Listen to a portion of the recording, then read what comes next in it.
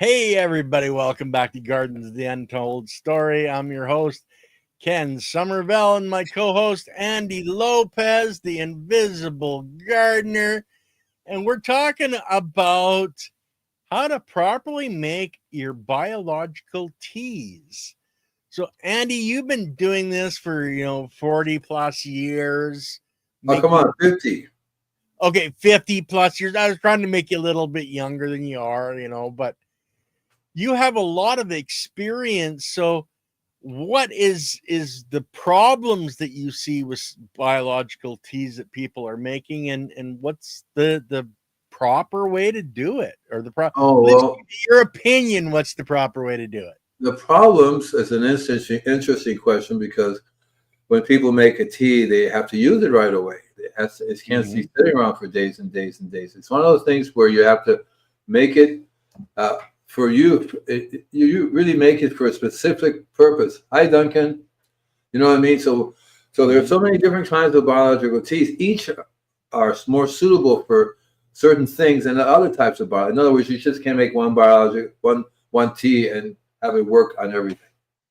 It doesn't really work that way. Oh, I like the new. It comes up with a logo now and everything. Is that something new? It looks good. Well, you mean that for on the left hand side, the logo? Yeah, the little logo. Oh, that stuff. That's great. Yeah, just one of the settings, my friend. And there's silly. Look at that. That's nice. That's nice. Do I get a little something with my comment? Well, I don't know. You'd have to put a comment down, Andy, and then I'll have to bring it up and see. I have to say hi. So what happens? Film in my comment. Oh, there's my picture. I see how it works. Yeah. I think I might change that. Put a little pretty bird or something. Wow, the way you sing down in California, maybe to be the invisible bird gardener. I don't know. How do you know I sing down in California? But listen, guys, I started making biological teas almost right away. I think I started in the 6th grade because I wanted to spray something, and somehow I got hooked on spraying milk. Somehow I discovered. I think it was because in Puerto Rico, no, it was Cuba, Puerto Rico, or Cuba, because my family's from both farms. I have my family. Puerto Rican farms and Cuban farms, and they all have animals. Yeah. And I recall earlier in my youth that my great grandparents would make tea from milk. They would make a whole bottle of milk, and then they would spray it on their plants. I also learned that they were making, when they had coffee, they would make coffee, cream, and sugar and spray it on the plants. Literally, they make a big batch for themselves, and another batch they would spray it on the roses. And so I started doing that. The coffee, cream, and sugar was one of the first earliest biological mixtures that I could spray, and I thought it was really cool that I could spray it on my roses. I could spray it on my tomato plants, and that particular tea was really very good for combating diseases. And at that time, I didn't have any real good idea as to why it would do that. But as I got older, I realized that milk is calcium. And calcium is very important for combating diseases. And that the coffee was an acidic environment. Coffee is slightly acidic, so it works really well. And you'd be surprised that the milk, because it's alkaline, and the coffee is acidic, that it wouldn't curl up, and it doesn't do that. And then in the sugar, I later found out it's essential for plants. They need that sugar boost. So when you combine the sugar with the calcium and then the acidic part of it, which now I understand basically that mixture was a certain type of biology that lived in that particular type of environment, which is very conducive to combating diseases. Lactic acid bacteria, it is actually the most prevalent biology on our planet. It's in our air, in our soils, in our bodies. But yeah, it's very important. Now, you're saying sugar, and most people are going to go, oh, yeah, I go to the restaurant, they have this white sugar. I don't think you were using white sugar, were you, Andy? No, I was using Granny Smith molasses. As a sugar source. So, right, and Granny Smith was organic. Biology. Granny Smith was organic, but it's high in iron. Yeah, It's yeah. It's high there. in iron. I said, cool. I could use the iron, right? And so Well, think of molasses. How much is actually in molasses? It's iron and so many more components. Yeah, it's exactly. a really good food source for the biology. Exactly right. So I hit upon a really good combination of stuff that because I guess see when I spray, you notice it within 24 hours. Within Yeah. 24 hours, you notice the result of what you sprayed. And I didn't wasn't really experimenting at all. I just my parents, my great grandparents, that's what they made. They weren't using Granny Smith. They were using maybe some sugar, some form of sugar, whether it be cane sugar, something like that. I would think it would do. But they also made their own beet sugar. They made a lot of sugars from various different other things. So I don't know exactly what type of sugar that they used, except that I liked. When I went to look at, I went to the store shopping. I said, I'm gonna make my own. I'm gonna get organic milk, and I got whole fats, by the way, whole milk rather than fat free. I said, well, Yeah. I want the fat. I said, I want the fat. I don't want it fat free. I want everything that comes with the milk, with the cow. And then, of course, I knew that coffee was a carrier, was a very wonderful environment for this biology to live in. Because I also, too, the coffee, again, it's rich in various different minerals as well. Organically grown coffee is very, very rich in a variety of different different minerals. It has high sources of a lot of the exotic ones, because coffee is really considered like a weed. It really is, and it pulls up these metals like crazy. And then the molasses, I always knew plants wanted photosynthesis. They didn't want sugar, so I said, well, let me give them something to boost them. And the Granny Smith molasses was better than maple syrup, which was very expensive. And I wouldn't buy I didn't like using honey. For some reason I said, well, I don't think I want to use honey. I'm not actually sure the reasoning behind it. But when I looked at Granny Smith's molasses, it says rich in iron, and it's very different because it's a sap of a tree. Mm-hmm. Remember we talked about, we have some people on here who do work with tree sap. So Yep. the sap of the tree attracted to me because it felt a lot more powerful than for instead of using honey. So I made this mixture. That was the very first time, and I still to this day use it.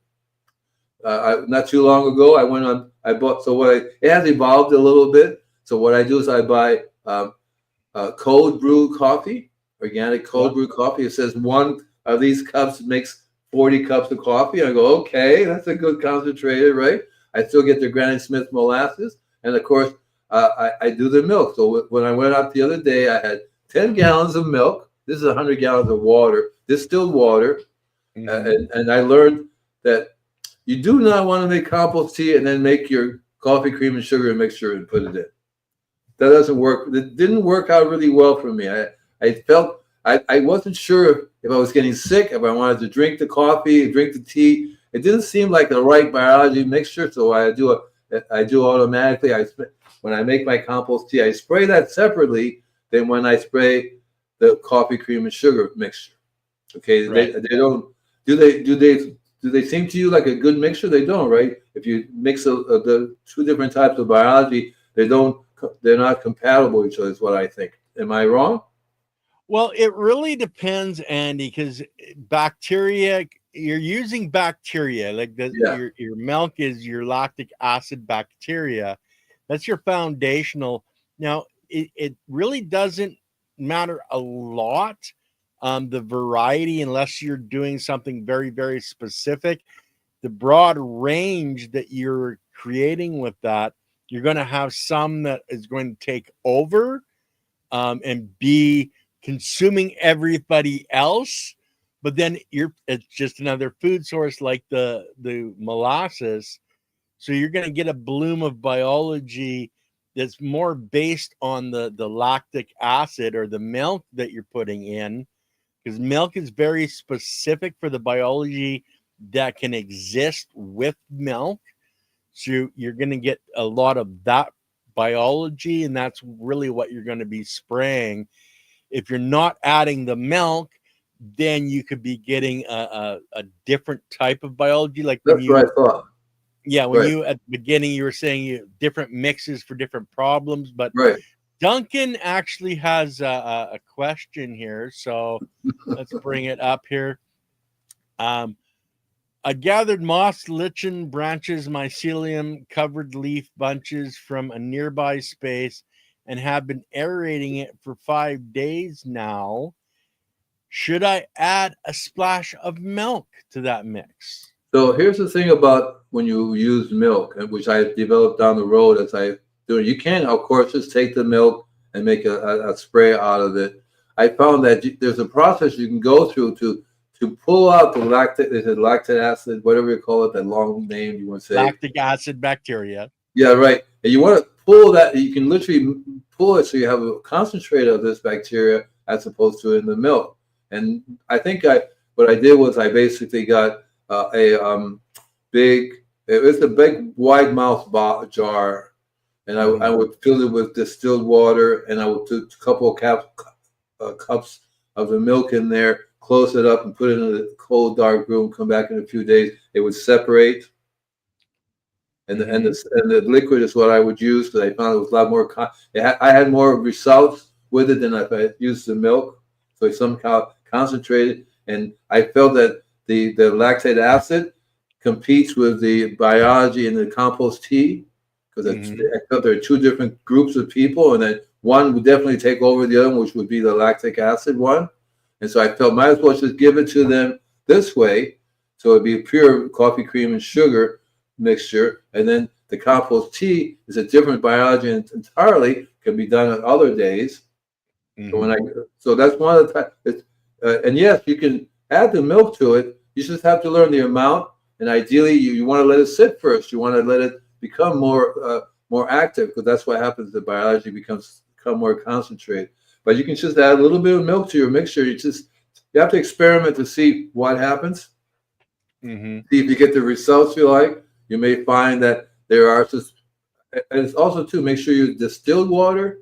You don't want to have any other chemicals in your water which will mutate your biology, right? That's one of the things. One of the things I learned early on in my life because I grew up in school. Parents did not have filtered water.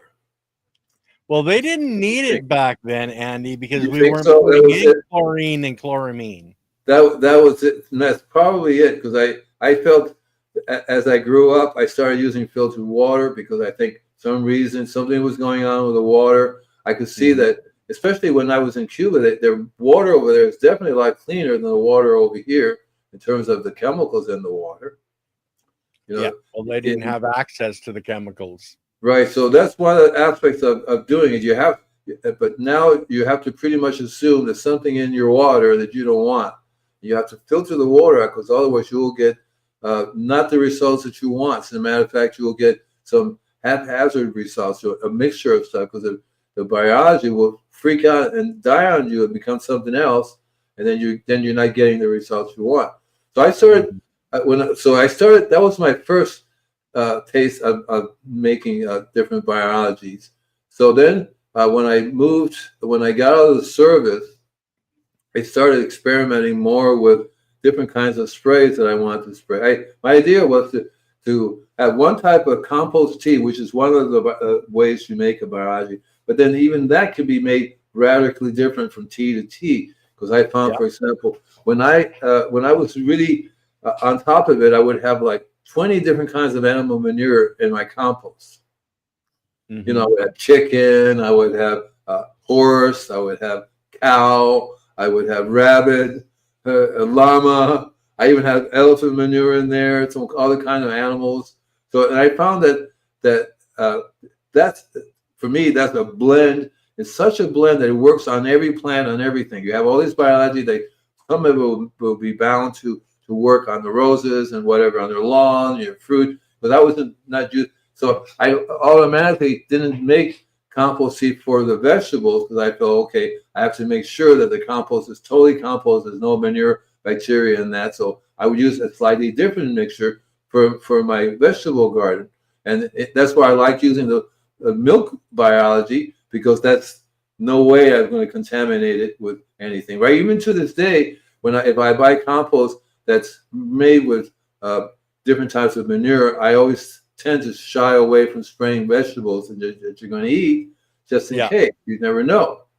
Well, yeah, and it's better to be safe than to be sorry. That's where, if you're putting it on as a compost, you don't have to worry about it being on, your strawberry plant or your tomato plant. But when you're spraying a foliar, yeah, you really have to consider what you're spraying, and manure isn't the right thing to be spraying at that time. That's where your teas and specific not using the different sources of manure in your teas. But I wanted to point this out. I actually started talking to a local cheesemaker to see if I can use any of their other biology that he uses. Now, guys, if you don't know, each variety of cheese uses this very specific biology to make that cheese. Right. But like Lily said right underneath there, that's a great source of the whey. And if you go to the store and you want to buy whey powder, that little container of whey powder, is amazingly expensive. But when you're making like the Korean natural farming lactic acid bacteria, what you're actually spraying, that green liquid you're getting, is the whey. Right. And it's very, very good. Right. That's why I end up, throughout my years, I ended up, I originally got some whey for me. I figured, well, this will help me gain weight and that kind of stuff. And I'm going, maybe I should just spray it because it's really very, I did a test. I sprayed whey by itself, and I also made my milk mixture, and I found that I got results before I even got back to the house. I would spray it, I'll be like, what the heck? The next morning, so it was like a rubber band effect. It would just take off. And I think whey has a lot of the calcium. It's a massive amounts of calcium in whey. And calcium is a key ingredient that plants need to process minerals. Without the calcium, you're not going to be able to process any of the additional minerals. So whey is excellent. It's an excellent one. I also found that I would run through the organic grocery store, and there's so many things that you can make a tea from that you find that you may have want to experiment with them. That's how I ended up with the Granny Smith molasses. But I also know I bought 10 pounds of rice, for example. Organic rice, of course, so you can make a really great mixture from fermented rice juice. Right? I learned about the Korean farming method a long time ago, and of course that's one of the things they make. They get rice and they make all these things from rice and sake and whatever else, and so it's really high in certain type of carbohydrates and certain type of sugar, and really excellent carrier of minerals. So at that time, I didn't have any C90, right? I didn't know how the best way to get minerals, so I started using rock dust. So I learned how to make a rock dust tea, but the rock dust tea is even more amazing when you use it with whey or any other type of. So you can make a rock dust tea out of the compost tea, mix it together. You can make a rock dust tea from almost any ingredient. And one of the interesting things about it is that you'll learn that if you start making biology from, so I would do I do a lot of sprouts. So the sprouts, I would drink the sprouts, but then I say, well, because the doctor says it's rich in trace minerals. You want to take the sprouts are, trace minerals, yeah. So I would spray that to plants. And I would do testing. I would spray this plant, the next day I would spray the other plant with different kinds. And they all look the same to me, except that some plants really like it better than other plants. You get to learn what plants you want to spray. Like, for example, fruit trees have a different requirement than roses do. See? Yeah. And the lawn has a different requirement than also. And of course, mature trees are a totally different ballgame right there. So you get to learn from experience the different kinds of biological sprays that you can make for those plants. That's the key. The key right there is to learn what you can spray that responds. And the way you do it through experience, you do that, you go, wow, look at that. That's what I was using the refractometer, for example. So the Well, refractometer, and one of the things to understand is a tree is a more fungally dominant biology than, say, a lettuce. If you're spraying, a bacteria on a tree, you're not going to see as much of a result if you have fungal spores or a fungal tea being sprayed, because of what Andy said. If the which plants want what, um, and that's understanding the different types of plants you're growing. Like, Andy, you mainly work with in the trees and roses, etc. But for the average person that's doing your garden, you're not looking for as much of the fungal. And then what stages your plant is it in a vegetative stage, is it in yeah, a flowering stage? right, There's different teas that right. you can create for the different stages of development, That's and right. that's something that we need to learn and talk And about as well. I also learned early on that, I got into mushrooms because I realized that when the mushrooms are growing on the soil, that's an indicator to me that the soil is alive because the mycelium is there for the mushrooms to grow. And so I've learned to key into what makes them grow more, right? To what makes the mushrooms Yeah. grow more. And so mushroom compost is really an amazing. So when I got here to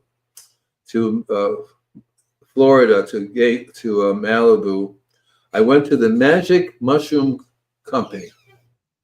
Okay. I saw an advertisement. Come to the Magic Mushroom. We make this amazing organic Well, mushroom. you'd want to go there for a vacation, Andy. No, it's not. It's not that kind. They sell these really cool white organic mushrooms, right? The Okay. white ones.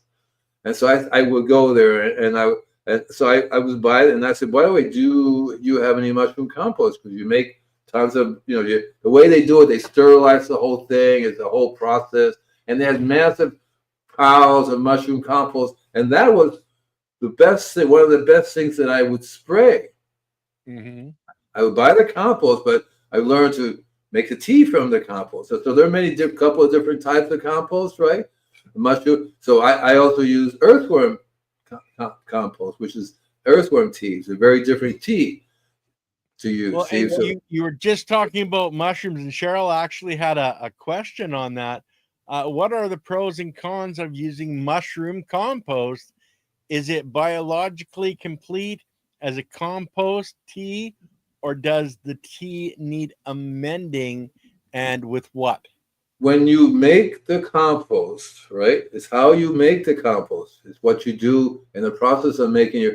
So if you're using like this company, they make mushrooms. They grow. So the mushroom compost is a complete biological mixture. The biology in there is not only amazing, but it has all the nutrients. It has rich in iron, magnesium, you name it. Lots and lots of trace minerals because the mushrooms break it all down, and that's what they eat.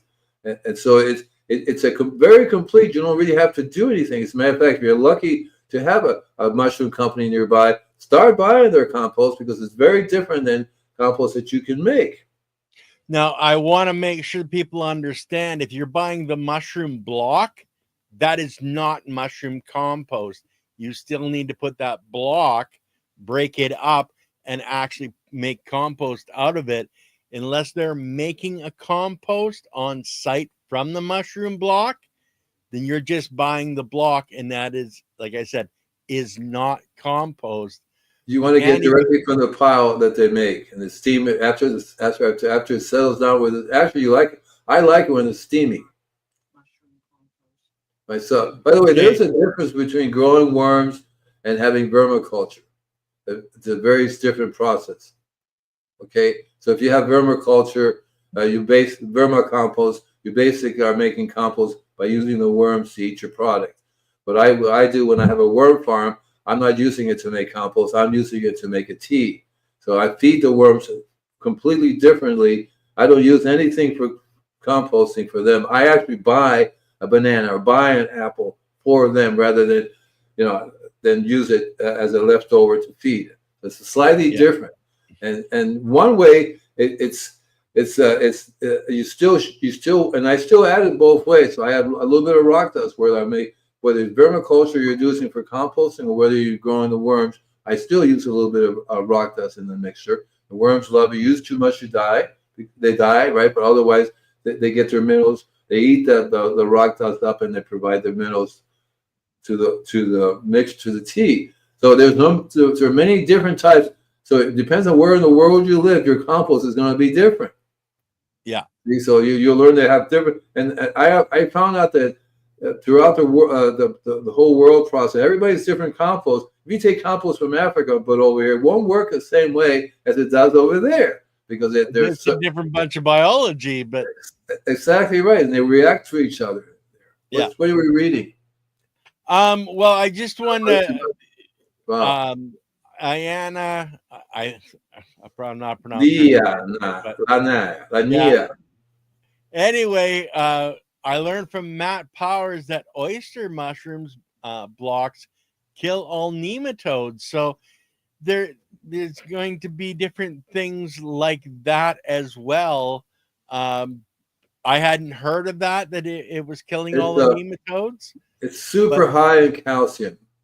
Super high in calcium. Remember, just think of oysters. They make their shell. Well, it's oyster shell mushrooms, Andy. So. Right. But when you use the oyster shell, the oyster, the way it makes the shell, it makes it very rich in the trace minerals. So you're taking the shell, I guess you're grinding it up and making Andy, you're totally off, brother. No, they're not using shells. It's the mushroom. It's called oyster shell mushroom. Oh, I see. Right. There you go. Type of mushroom, but yes, a type of mushroom. Yeah.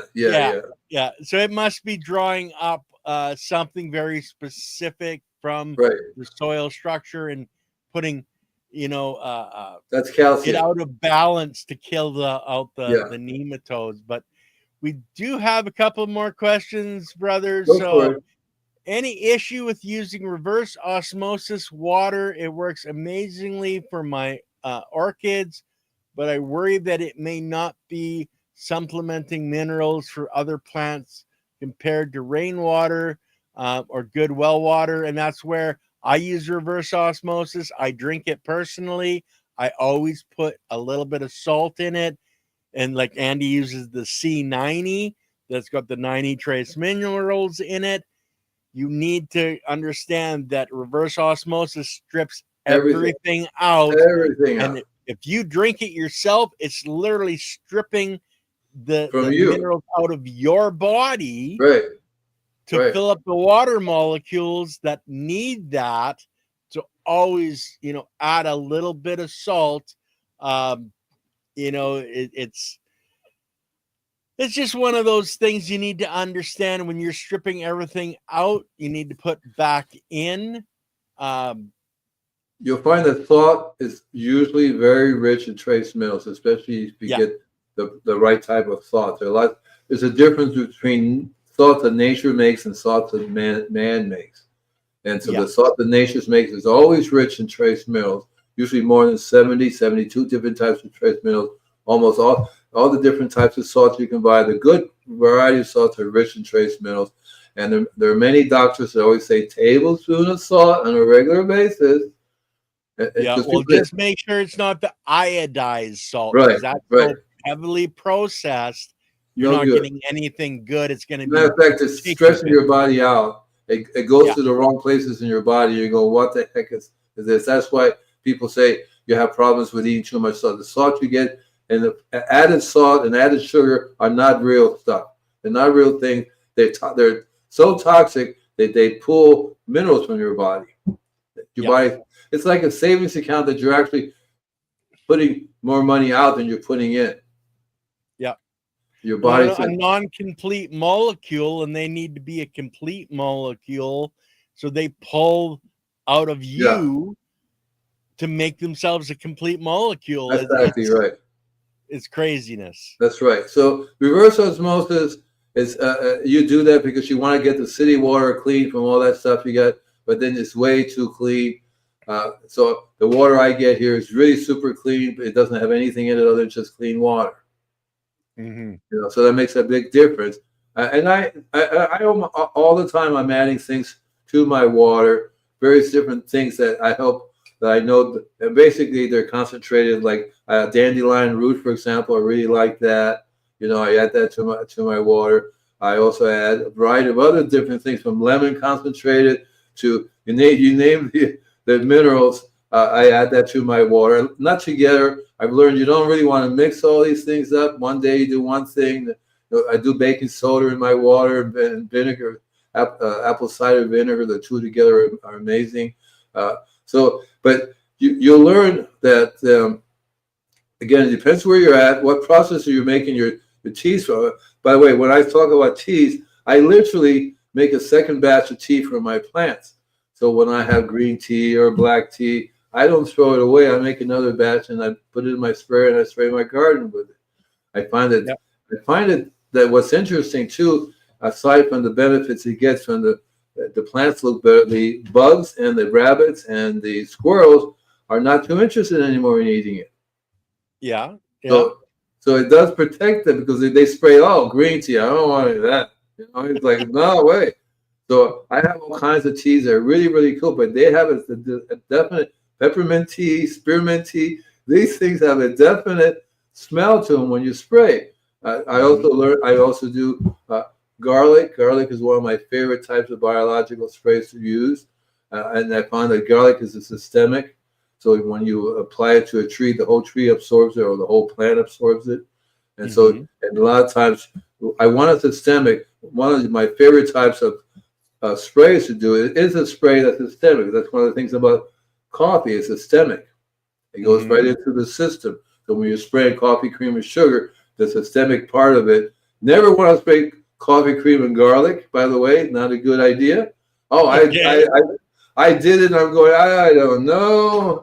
I don't think that was such a good idea. It's like, so you want to spray them separately. That's what I mean. You have to experiment. But they're both systemic, and if you spray it to the plant, and they both are very high in minerals, so there's one way to get minerals into your plants. And hopefully you're getting the minerals too when you eat them, when you absorb it. One of the things we say, weeds equal medicinal plants for the soil. Well, you're making stinging nettle tea that's considered a weed. So it's good for your body. It's really good for the plants as well, because like we were talking, Andy, the tree sap, you're bringing that material up from the root system. It's already broken down, out of the sand, silt, clay, and organic material. Well, your teas and those plants, they're bringing things up. You're mixing that into your tea. So when you're drinking that yourself, it's good for you. And damn it, it's good for your plants too. It's good for the soil also. I learned I could do it as a soil soak. A lot of times when I go to customers' homes, you have to be new customers. You have to be very creative how you're going to give them their food, because they're just not healthy enough to handle. The root systems are not working, and they barely fully. They're so used to being sprayed, Miracle MG, right, on their leaves, that their leaves are totally free of any biology to absorb the nutrients and make it work as well. So you want to have something that's really biologically active. In other words, you can tell, let it sit, it'll think on you. It'll go through the phases of decomposition. You go, what died, right? And that way you know that your biology is alive. And so the different kinds of teas you're going to find are important for different. So you don't want to be spraying garlic. Well, even though so I would spray garlic on fruit trees. Right. And you can taste the garlic in the fruit. So imagine biting into an apple, then you have a garlic taste to it, or a pear, or a plum, or a peach. Yeah. And I did that on purpose because squirrels around here will just give me that pear, give me that avocado. But it tastes like garlic, and I go, or even they smell it. The garlic will the odor of the garlic gets carried, right? And you have a sense when you're spraying a biology. The odor that it gives off is what the animals, insects, and so forth are going to get. They're going to go, whoa, right? And either if they have never encountered this before, they're going to say, no, I'm not going to eat that, because doesn't feel like the fruit or the thing I want to eat. That's why it works on insects and squirrels and stuff like that. But it's very unique in that I like it. My customers say, "Oh, apples with garlic in it. That's great." Right, You right. got some really weird customers, Andy. Yeah, yeah. Okay? And I did it with my tomatoes. So I didn't have to. So my tomatoes that I grow, they said, why aren't the squirrels and other creatures eating your tomatoes? Said, you want a bite? And it's like, wow, garlic, right? And I learned also too, you can plant garlic on the base of any plant, and it will also absorb the garlic. You don't even have to spray it because it's systemic, and it's really very good when you have insects that are boring. They dig into the plant, Yeah. right? And they have to eat. They eat their way through. So if they're eating garlic, they go So that's one of the tricks that you can use when you're trying to keep boring creatures out of your plants. But you have to remember that they're only boring in there because they can eat it in the first place. And because they can eat it in the first place, you're missing very important trace minerals. So you want to learn to use different types of biology that are carriers into the body of your plant with the trace minerals. That's why the coffee, cream, and sugar is really very good because you have assortment of biology in there. All these different kinds, excuse me, of herbs. They too have all the different types of trace minerals you can use. And then there are other more exotic types of biology. I started doing biodynamic preparations a long time ago, the Rose Cider method, where you get different plants and you learn how to make a mixture of them using the cow's stomach, and you end up having this biologically active ingredient that you then spray. And there are different biological formulas. So biodynamics is a good thing to learn because they'll teach you a billion different kinds of biology to spray, literally. So you have a school you can go to, you can do it online. There's tons of different ways.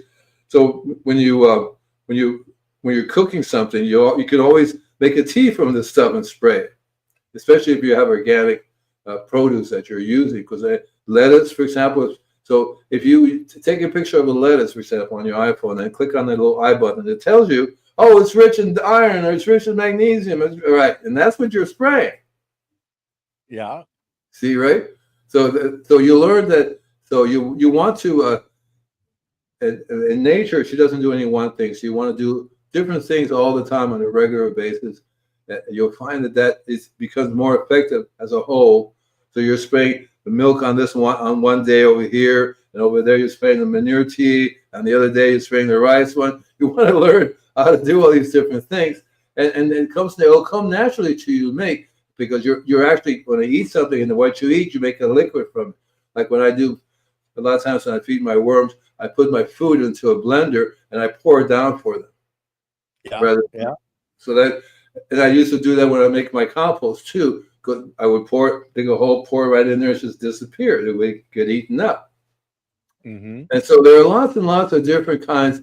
And if you walk through a market, you're going to find that almost any produce you're buying, whether it be a potato or even apple. So apple juice is a very interesting biology to spray, because if you do it organically, it's very high in the sugar, right? But the sugar is also very rich in the minerals.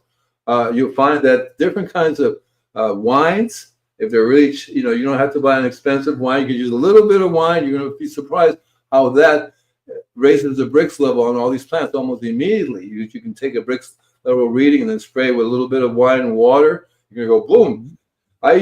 One of the things I use as a biological spray is my wood vinegar.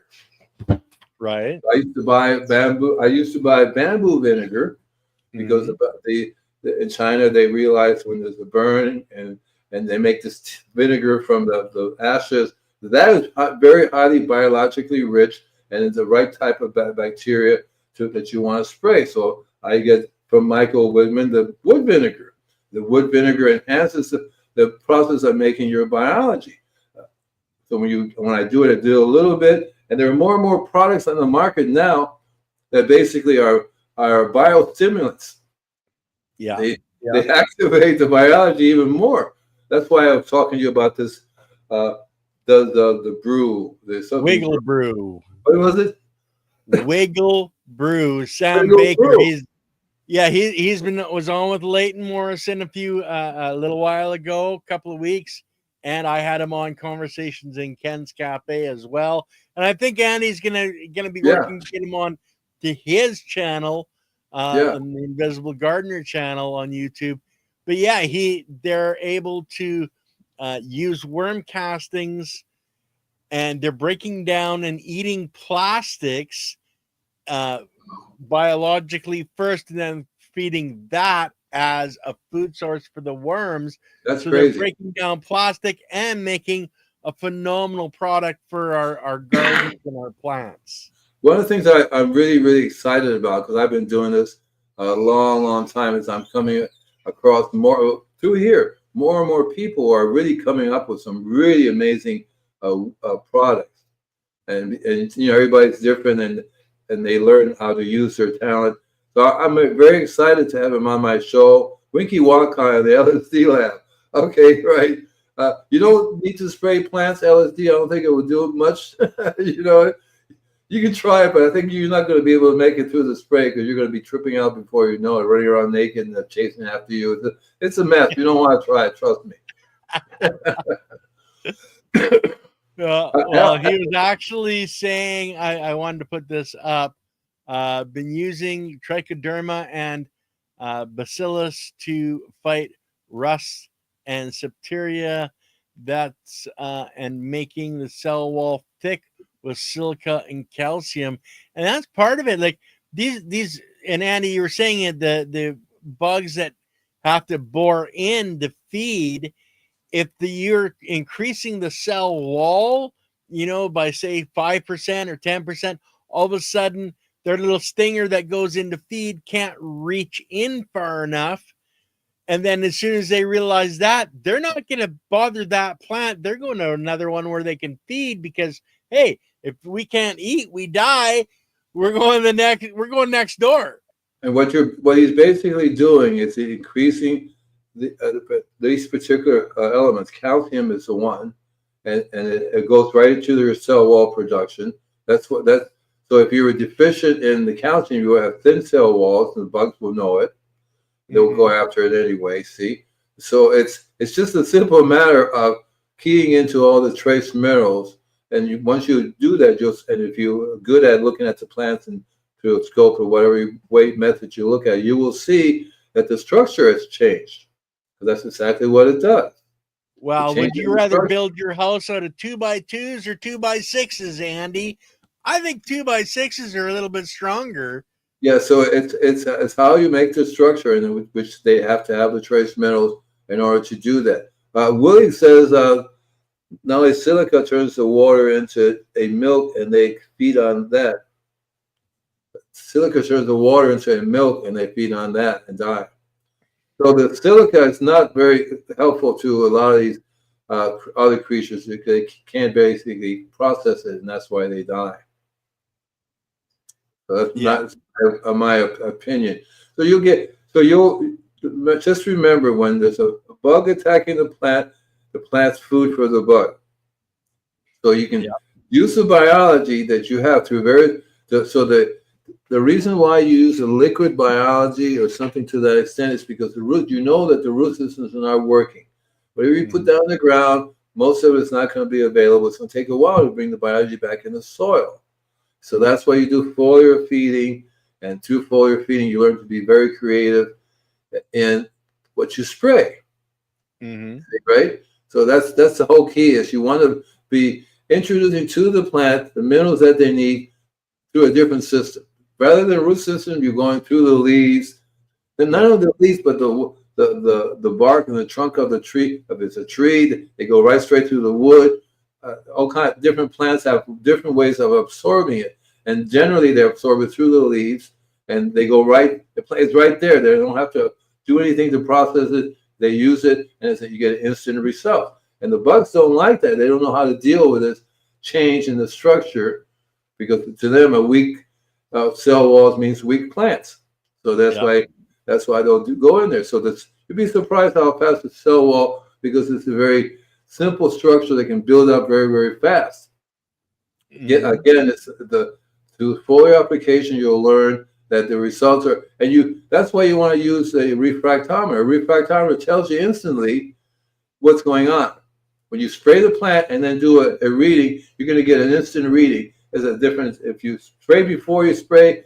I mean, do a refractometer reading before you spray and the one after you spray. It could be just an hour. You'll see the difference in the bricks reading already. It takes them a little while to build the thing, right? To make the structure, but they already have the tools that they need to make that happen. And that's the point, Andy, is if you're supplying the biology, the building blocks they need to build those cells, then you're going to have a lot of cells. If you don't supply that, then it takes the biology in the soil coming up through the plant, moving those materials up to where the leaf is being grown. And if you use a foliar and you're adding them right there, then they don't have to go through that and they can build that much faster. That's right. It bypasses. So you basically have to assume the roots are not working. And that takes a little bit of time for the soil structure to change, for the roots hairs to start to grow again. But if they immediately, it's like when you go to a doctor, they immediately give you a needle and hold it up, right? It goes bypasses your system, you're getting right into your system. And that's the very same thing, except that you don't need a needle. You just get sprayed on your skin, which is the leaf of the plant. Yeah. And you always want it to have some form of natural source of sugar, which increases the absorption rates immediately because they're used to absorbing this stuff, and sugar is the main carrier for trace minerals. So you want to key into that. That's why I use coffee cream and sugar and sugar, molasses. Coffee cream by itself works.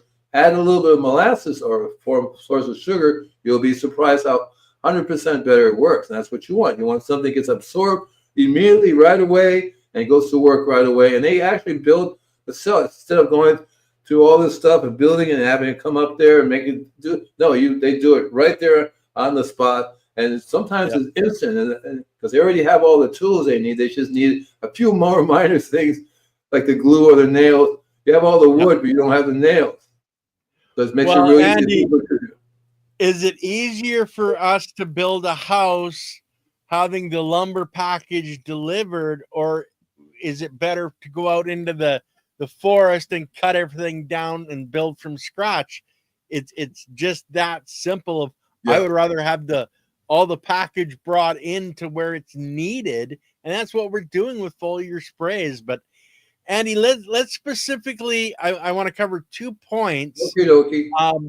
What I know you're doing mainly trees, but for a vegetable garden, what would you start off in a vegetative state? So when the plants are very young, what would you start off with as the go-to for spraying? Well, so what you want is so I like the C90. The C90 is perfect for that. You have to learn a little bit. Don't be a moron, right? You want to apply a little bit on a regular basis. So you want to be able to spray. So the C90 is excellent for any type of vegetable plant or a fruit tree or a tree for that matter, but because it's a small little baby. So what I do is 2 things. One is that I make sure that the soil is growing in is active, not too strong, but strong enough. It's alive, have some worms growing in it, that kind of stuff. So you want to have that foundation to work with, because if they're growing in really bad soil, no matter how much trace minerals you get, it's going to still die, right? It doesn't have the ability to produce anything. So you want to have that environment, and you want to key into the right pH level. You'll find that too alkaline doesn't work, too acid doesn't work. You want to have 6.8, which is a miracle, and it happens to be where the widest range of biology live in, at 6.8. So if you get that together, and then you want to be able to foliar spray them, I find that there are a couple of different things that I like spraying. That's because they are systemic, but doesn't really, for example, spraying coffee on vegetables doesn't really work because you have this coffee taste. You go, well, I don't think I want to do that, right? So but I've learned that you can actually spray the milk, which milk doesn't leave a milk taste behind. The C90 doesn't leave any kind of milk taste behind.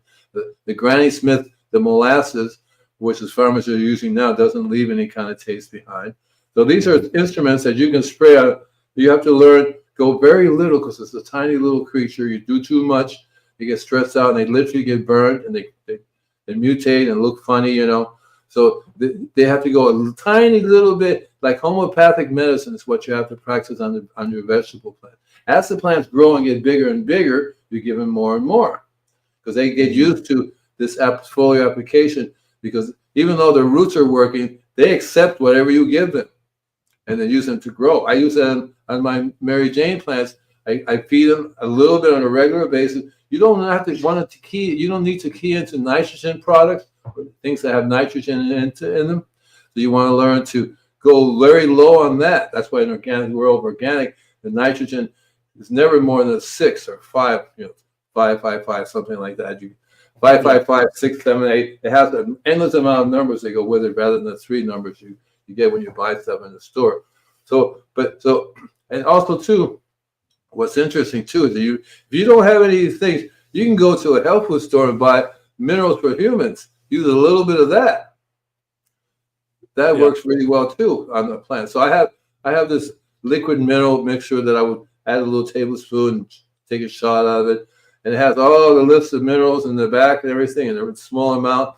That's why I like Willard water. Willard water, the main thing with Willard water is all this. You develop a way to get all these trace minerals into the water for people. Mm-hmm. Right? So you do a little bit on a regular basis for your vegetables. Rock dust tea is an excellent way to do it. Again, just a little bit. You do too much, you'll know. The plant will go, oh, I guess I did too much. Right? So you want to go on a little bit on a regular basis. And ideally, if you do it right, the garden will feed it, because if you have worms in there, they'll be producing all the food the plant will need, right? The nitrogen gets absorbed through the air, so they're functioning correctly. And you also want to key into using filtered water for your garden. Using chemically treated water for your garden is a no-no, because the plants are always going to be deficient. They're not going to be functioning. It's actually going to have diseases and pests. Right? Well, yeah, you keep killing off the biology with the chlorine and chloramine in the water, and it's the biology that builds your plant. It's, if you're killing that off, you're killing off your workforce. I mean, all those carpenters that are in there trying to build that cell, all of a sudden, 90% of them are dead. It's really hard for them to build cells. So it's very important to key into the right pH level. All the vegetables require a certain pH level, 6.8. So if you're too high, you want to be able to learn how to lower it down, make it more acidic. That's why you learn how to use mulch. Acidic mulch is very, very good. But if you live in a place that's too acid already to begin with, you want to alkaline it. You want to bring it up instead of down. So that's why having a soil sampler that tells you the pH level is very handy, because then you know what to add to make up for the difference. That's key right there. I like that. If you can't eat it, don't feed it. All right, Lucas, that's the way to do it. That's the way. If you can't eat it, don't feed it. Exactly right. And so when you're growing vegetables, you can always use the same vegetables. If you have lettuce, instead of throwing the lettuce away, make a tea from the lettuce and spray that. Yeah. Right. Now, So we got a really good point here. More on the rock dust tea, because it's really hard to take a rock dust and suspend it in a liquid. So how are you doing that, Andy? How do you make a rock dust tea? First of all, you have to have dust, and it's 200 mesh. So it's already a fine dust. Yeah. If you have pebbles, they're not going to happen. So if you have rock, and then all rock dusts are not the same. Rock dust is a generic term for anything a rock that's been turned into a dust. And Mother Nature has a billion different types of rock dust from around the world. So the companies that make these rock dusts, they use those specific types because they're rich in certain. So they have a azomite, they have alluvium clay, glacial rock dust. I buy 14 different types of sources of rock dust from around the world, with the idea being they're all different in their mineral content. So it has to be, and you can literally make a tea bag. That's what you do. Put it in a little tea bag and let it sit in the water so you distill clean water, and you'll find that it will, what's it called? It be in the water. Going to suspension. They're suspended in the water, right? You have this milky. It looks very milky, and matter of fact, when you spray it and it dries, it leaves a thin white coating around it. There's also a certain amount of diatomaceous earth in the rock dust. And guys, if you're going to be doing this, you're going to be spraying, got to make sure that it's not going to clog up. You can get different spray nozzles for your sprayers to make it so that you don't have to worry about that as well. Right. If you don't do like I did, try to make it in the machine, because you're going to end up having it all clogged up. You want to actually go through a process. You have 5 gallons of clean distilled water, or 50 gallons, depends how you're using. You make the tea. You pour that tea into another container. You let that settle. You're going to see a lot more stuff is going to settle down. And the third time you do it, you're going to have a lot less. That's the one you spray. Because if you just make it initially, you're going to have so much rock dust in it, the nozzle will get clogged up. The pump itself, the way it works, doesn't really like that kind of gritty stuff in there. It depends, especially if you have so you don't want to do a biologically rich mixture when they do the compost tea. You can do it if you learn how to use your compost when you make compost. Now, you're aerating the tea. What else are you putting in with the rock dust, Andy? Are you just putting water and rock dust and that's it? Here's the thing. So I started doing that, but I realized it's much better to add the rock dust to your compost and make a tea with the rock dust in it. So you add the rock dust to the compost and let the compost it down. Then you make a tea from it. You're getting a better use of your rock dust than if you just make rock dust in liquid and sprayed it. And that's what is being said here. I put the rock dust in the compost, then make compost tea, allowing the biology to break the molecules apart. That's exactly what you do, right? Yeah, exactly what you do, right? Because I've learned I can spray if I did that, that would be done on purpose. For example, I have a customer who's full of whiteflies, not the customer, but the plants. And so I would make the rock dust tea on purpose, just water, clean water, and rock dust tea. And you spray it, you have a coating of this diatomaceous earth. So the purpose is it coats the plant, protects it from the whitefly. But if you really want the minerals from the rock dust, you want to put it in your compost, let it cook. Do too much, you kill the biology. You want to have just a small amount. That's why it's called trace minerals. And then make a tea from that. And if you can test the tea for the minerals, you're going to see the big difference in your compost tea if you use rock dust in your mixture than if you don't. Yeah. See, that's where it comes different. It's like a lot. I'm going to say it this way, guys. Think of your compost as your gut. It's breaking everything down before your body can use it. Well, your compost is breaking everything down before the biology in the soil and then the plants can use it. It's really hard for me to go out and eat a tree or chew on the rock dust. Yeah, I'd rather have it broken down a little bit, fermented. That's why fermented food is so good for us. Exactly it's right. Pre-digested. Exactly right. I tried chewing on rock dust. It doesn't work.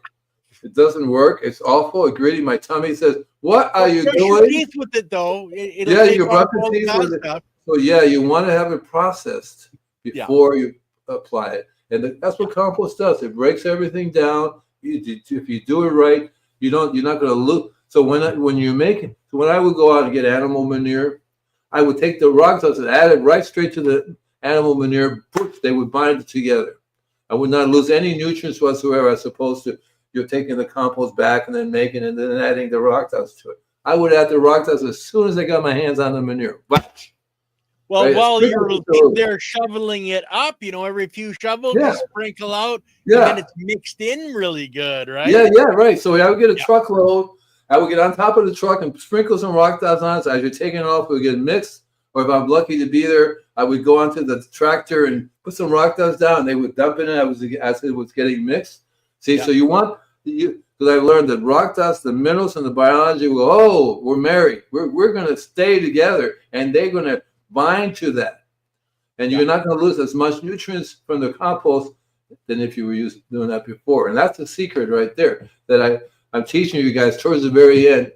And remember, come to my website, invisiblegardener.com. I got all kinds of stuff going on.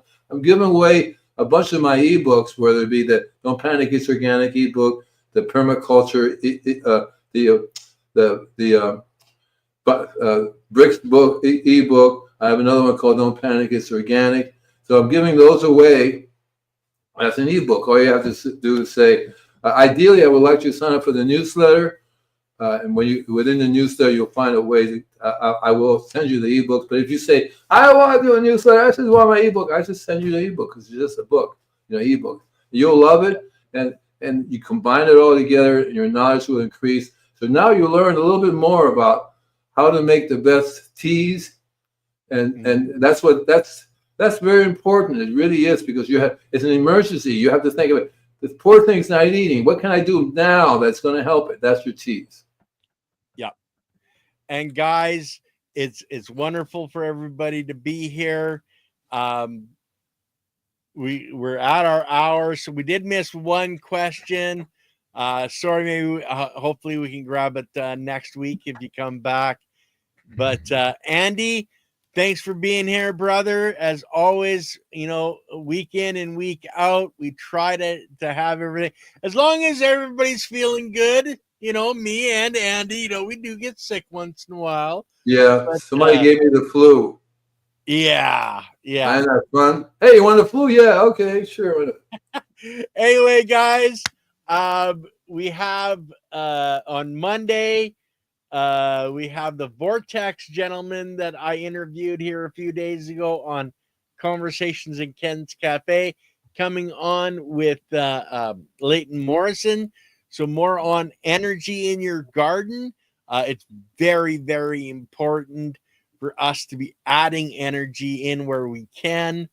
But guys, other than that, I'm still trying to get the ladies figured out for Thursdays and Sundays. We're having technical problems.